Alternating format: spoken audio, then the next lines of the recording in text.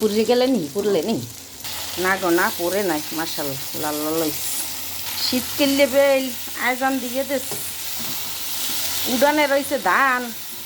খাওয়া পড়বে আনে আগে এইরকমের আর কি শুনতাম এখন তো আর এই শোনা শুনি নাই আয়োজন তো দিয়ে দেছে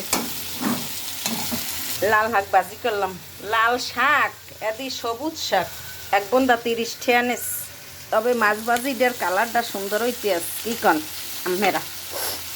গিরানটাও যে সরছে এখন দেশি ধনিয়া পাতা দিলে যে মজা হইতে কিন্তু ধনিয়া পাতা তো দেখি না হাইব্রিডেরটাও দেখিনি এবার মাছ ভাজার পালা শেষ পানি দেওয়ার পালা